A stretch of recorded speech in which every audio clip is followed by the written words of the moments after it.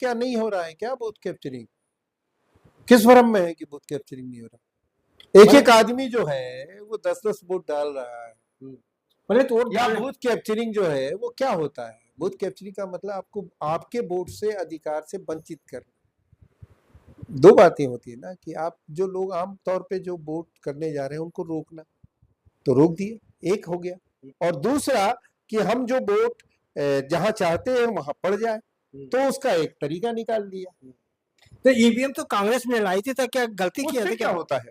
EVM Congress लाए या BJP लाए, वो कोई भी लाए, कोई भी लाए, जैसे मान लीजिए कि मशीन आई और वो आज उसका इस्तेमाल आप कर रहे हैं ये देखने के लिए कि बेटा है कि बेटी है, आप मशीन का इस्तेमाल कैसे कर रहे हैं ये इंपॉर्टेंट बात है ना जी।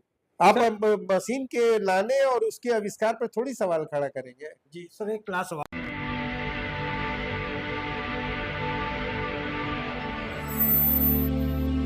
जय भीम, मैं मेवालाल और आप देख रहे हैं बहुजन समय। साथियों, इस समय पूरे देश में एक मुद्दा बहुत छाया हुआ है। विपक्ष जो है चुनाव आयोग को कह रहा है कि ये वोट चोरी कर रहा है, जगह जगह नारे लग रहे हैं कि गली गली में शोर है, चुनाव आयोग वोट चोर है। तो इसी सिलसिले में आज मैं समझने के लिए कोशिश करूंगा। हमारे साथ जाने माने पत्रकार रहे अनिल चामाड़िया सर, इनसे समझूंगा कि आखिर क्या विपक्ष इस समय जाग चुका है, सोता हुआ शेर, ये जगता रहेगा या फिर सो जाएगा, कैसा आप देखते हैं सर? आपका हमारे चैनल पर स्वागत है सर। हाँ, आपका बहुत बहुत धन्यवाद, शुक्रिया। सर मैं आपसे सवाल मेरा ये रहा कि काफी दिन के बाद जो जो जनता का आवाज विपक्ष होता है, आज सड़कों पर नजर आ रहा है। तो क्या लगता है कि इस समय विपक्ष जाग चुका है या फिर सो जाएगा? देखिए, देश में जो विपक्ष में जो अभी पार्टियां बैठी हुई हैं उसमें ज्यादातर पार्टियां वो भी रही हैं जो सत्ता में रही हैं और आज भी सत्ता में हैं कई जगह पर। तो पार्टियां जो इस समय विपक्ष में हैं उनकी चिंता सबसे ज्यादा इस समय संविधान की रक्षा है, संविधान की सुरक्षा है। वो क्यों है? क्योंकि ये विपक्षी पार्टियों को लगने लगा है कि संविधान के साथ जिस तरह से पिछले कई वर्षों में छेड़छाड़ हो रही है, अब वो छेड़छाड़ इस हद तक बढ़ गई है कि जो संवैधानिक जो संस्थाएं हैं वो संविधान की भावनाओं और संविधान के उद्देश्यों को खत्म करने के लिए वो एक तरह से सक्रिय हो गई है, आगे आ गई है। इसीलिए विपक्षी पार्टियां चिंतित हैं और वो सड़कों पे निकल रही हैं, क्योंकि अब उनके भी एक तरह से अस्तित्व का सवाल आ गया है।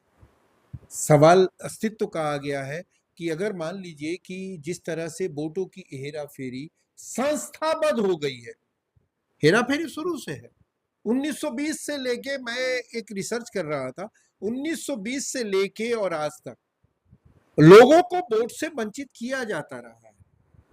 लेकिन अब उस संस्था के द्वारा या उस संस्था की निगरानी में या उस संस्था के संरक्षण में वोटों की हेरा फेरी की जा रही है, जिसको संविधान ने जिम्मेवारी दी है कि आपको एक पारदर्शी, स्वच्छ, साफ सुथरा चुनाव करवाना है।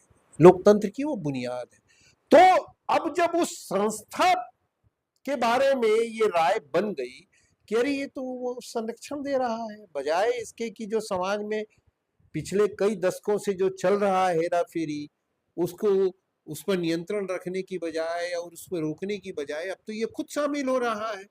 तो ये सबसे ज्यादा चिंता का विषय। तो क्या आपको लगता है कि जिस तरह से अभी विपक्ष सड़कों पाया है, काफी दिन के बाद जगा हुआ, तो आपको नहीं लगता कि फिर सो जाएंगे? नहीं, देखिए, सो जाएंगे, हो सकता है सो जाए, लेकिन मैं तो कह रहा हूँ कि जितने दिन तक वो सड़क पे निकल रहे हैं, अभी तो सड़क पे कहाँ निकले हैं, अभी तो संसद भवन से चुनाव आयोग तक गए, चुनाव आयोग तक जाने की कोशिश की, अभी सड़कों पे तो नहीं उतरे हैं। सड़कों पे तो तब उनको उतरना हम मानेंगे जब वो पूरे देश में अपनी पूरी सांगठनिक क्षमता, यानी कि अपने हर समर्थक और कार्यकर्ता को वो उतार दे, नारे लगाने लगे, लोग धरना देने लगे, प्रदर्शन करने लगे। और वो जिस तरह से पहले जितने भी आंदोलन हुए, गली गली में चोर है, ये गली गली में शोर है, फल्ला चीज चोर है, जो पल्ला हम पहले बोलते थे, अब वो बात वोट चोरी के मामले में वो नारा आने लगे, तो मुझे लगता है तब आप कहेंगे कि हाँ, अब जो है वो सड़कों पे विपक्ष उतर रहा है। सर अभी आप देख रहे हैं कि सबसे बड़ा नाम इस समय उत्तर प्रदेश के पूर्व मुख्यमंत्री अखिलेश यादव और राहुल गांधी का आ रहा है, लेकिन इसके पहले मायावती ने भी तो ये ईवीएम के ऊपर वो सवाल उठाया था, तब तो ये लोग साथ नहीं दिए। तो क्या है, अब लगता है कि केवल राजनीति के चक्कर में ये हो रहा है कि वाकई में जनता के हक जो वोट का अधिकार लूटा जा रहा है उसके लिए लड़ रही है विपक्ष? नहीं, अभी तो मान लीजिए कि मैं ये नहीं कह सकता कि जो लंबा एक सिलसिला है वोट से वंचित करने का, वोट के लूटने का,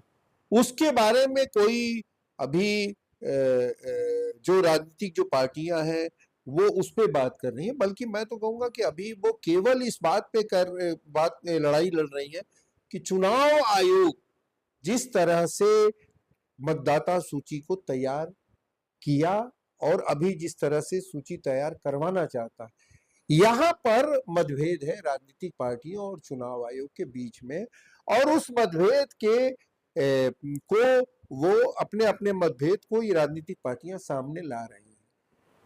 इसके बाद के चरण में, इसके बाद का दौर ऐसा दौर आएगा, बातचीत इस पे विमर्श होगा, जब हम ये बात कहेंगे कि साहब चुनाव आयोग केवल मतदाता सूची के बनाने की जो पूरी प्रक्रिया है उसमें वोट को हटाने और वोट को जोड़ने तक ही सीमित नहीं है, बल्कि सामाजिक स्तर पर, आर्थिक स्तर पर जो वोट से वंचित करने का, वोट के अधिकार से वंचित करने के जो प्रयास होते हैं, जो एक संस्कृति की तरह कायम है, उसको कैसे उसके खिलाफ लड़ा जाए, ये बात अभी आएगी।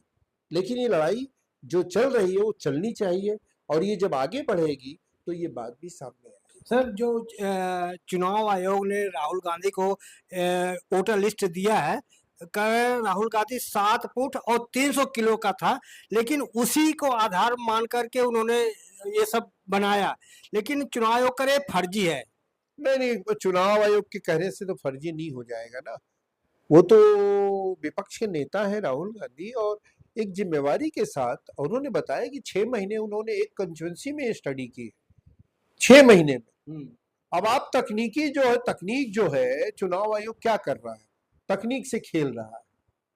वो कह रहे हैं कि जो इलेक्ट्रॉनिक जो फॉर्मेट है, डिजिटल जो फॉर्मेट है, आप उसमें चीजें हमको मुहैया कराइए, आप नहीं करा रहे, क्योंकि वो डिजिटल जो फॉर्मेट में जब आएगा तो उससे सुविधा हो जाएगी ये जांचने की, मिनटों में आप जांच लेंगे कि एक वोटर कहाँ कहाँ जा रहा है, कहाँ कहाँ मूव कर रहा है, कहाँ कहाँ उसका वोट है, या क्यों नया कितने जोड़े गए, क्यों जोड़े गए, ये सब कुछ सामने आ जाएगा। चुनाव आयोग कर धमकी दे रहे हैं कि ये हम एटम बम फोड़ेंगे, ये क्या शब्द है?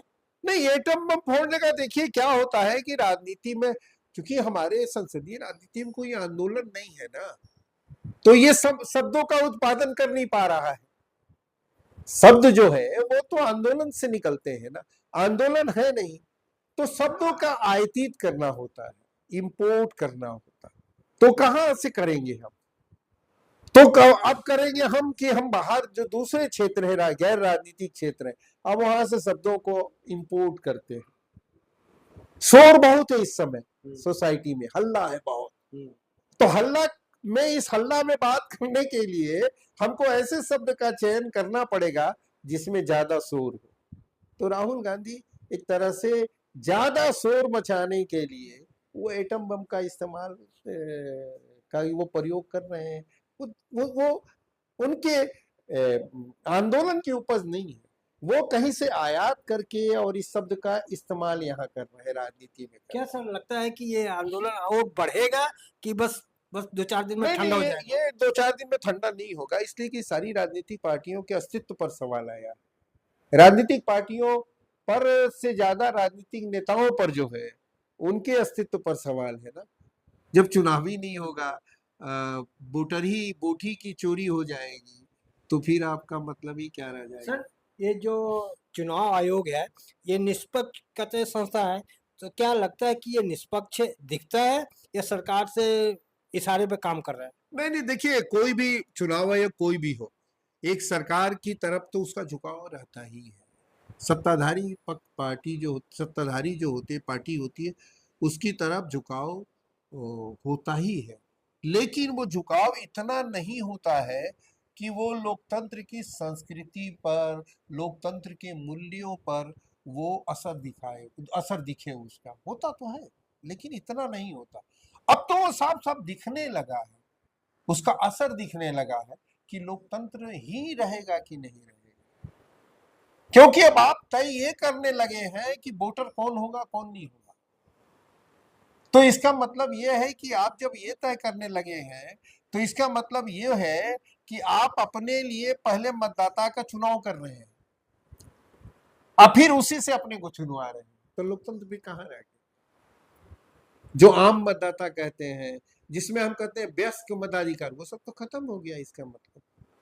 इसीलिए वो अभी ये सब कुछ रहेगा, ये स्थितियां। तो जिस तरह से अभी कहा जा रहा है कि चुनाव आयोग बीजेपी के इशारे पे कर रहा है, तो फिर अगर बाद में कांग्रेस की सरकार आएगी तो ये भी यूज करेंगे। मैंने तो कह दिया ना आपको कि जो सत्ता पक्ष होता है उसकी तरफ चुनाव, कोई भी संस्था होती है उसकी तरफ झुकाव रहता है। लेकिन अब यह है कि अब कांग्रेस पार्टी आएगी, क्या करेगी अभी तो हम नहीं कह सकते, क्योंकि अब तो नई लीडरशिप आई है, और नई लीडरशिप का जो कल्चर है काम करने का क्या होगा, वो तो अभी नहीं कहा जा सकता। अभी तो हम देख रहे हैं कि बीजेपी जो है उसका अपने पक्ष में, बीजेपी भी ना कहे बल्कि आप कहें कि जो हुकूमत में है, जो नेतृत्व कर रहे हैं, वो लोग अपने पक्ष में इसका इस्तेमाल अभी कर रहे हैं। बस इतना ही हम कह सकते हैं। क्या जनता का भरोसा अभी चुनाव आयोग पर है? नहीं, कहाँ है भरोसा? आप सर्वे करवा लीजिए, लोगों ने स्टडी भी कराई है। और चुनाव आयोग पर जो भरोसा पहले था, जैसे मान लीजिए हम टीएन सेशन के समय को याद करें कि टीएन सेशन के समय में जो ग्राफ था भरोसे का, वो ग्राफ आज कितना गिरा हुआ है। हम ये नहीं करेंगे वो बहुत अच्छा था, लेकिन जितना भी था उसके मुकाबले तो अभी बहुत नीचे चला गया। सर, बार बार बीजेपी के लोग कहते हैं कि जब चुनाव हार जाते हैं तो ईवीएम की कमियां दिखाते हैं, जब जीत जाते हैं तो ईवीएम के लिए चुप मान लेते हैं। ना, अब वो तो खैर अपना तरीका से वो लोग बोलते हैं, लेकिन मेरा ये कहना है कि बीजेपी ईवीएम कोई एक ही मशीन नहीं ना है, वो लाखों की संख्या में मशीन है, और एक मशीन जो है वो एक जगह बिहेव कर रही है, दूसरी जगह दूसरा बिहेव कर रही है। तो उसमें जो हार जीत का ये जो फर्क दिखाई देता है वो फर्क होगा, लेकिन इसका ये नहीं मतलब हुआ कि ईवीएम से हम वोटों की हेराफेरी नहीं कर सकते, इससे ये साबित नहीं होता है। सर, कहा जा रहा है अगर ईवीएम हटाकर बैलेट पेपर पे चुनाव अगर कराएंगे तो फिर वही बूथ कैप्चरिंग होगा, वो वोट को अपने कब्जे में कर लेंगे, दादागिरी होगी फिर। अरे तो अभी क्या नहीं हो रहा है क्या बूथ कैप्चरिंग? किस भ्रम में है कि बूथ कैप्चरिंग नहीं हो रहा? एक एक आदमी जो है वो 10-10 वोट डाल रहा है। पहले तो वोट या डालने- बूथ कैप्चरिंग जो है वो क्या होता है? बूथ कैप्चरिंग का मतलब आपको आपके वोट से अधिकार से वंचित करना। दो बातें होती है ना, कि आप जो लोग आम तौर पे जो वोट करने जा रहे हैं उनको रोकना, तो रोक दिए, एक हो गया। और दूसरा कि हम जो वोट जहां चाहते हैं वहां पड़ जाए, तो उसका एक तरीका निकाल दिया। तो ईवीएम तो कांग्रेस ने लाई थी, तो क्या गलती किया उससे था क्या क्या? होता है? ईवीएम कांग्रेस लाए या बीजेपी लाए, वो कोई भी लाए, कोई भी लाए, जैसे मान लीजिए कि मशीन आई और वो आज उसका इस्तेमाल आप कर रहे हैं ये देखने के लिए कि बेटा है कि बेटी है, आप मशीन का इस्तेमाल कैसे कर रहे हैं ये इंपॉर्टेंट बात है ना जी। आप मशीन के लाने और उसके आविष्कार पर थोड़ी सवाल खड़ा करेंगे। जी सर, एक लास्ट सवाल सर, जो चुनाव आयोग से सवाल पूछा जाता है तो इसका जवाब बीजेपी क्यों देती है? यही तो बात है ना, ये तो सबको हैरानी हो रही है कि हम सवाल कर रहे हैं आयोग से या किसी भी संस्था से और पार्टी जवाब दे रही है। इसका मतलब क्या हुआ?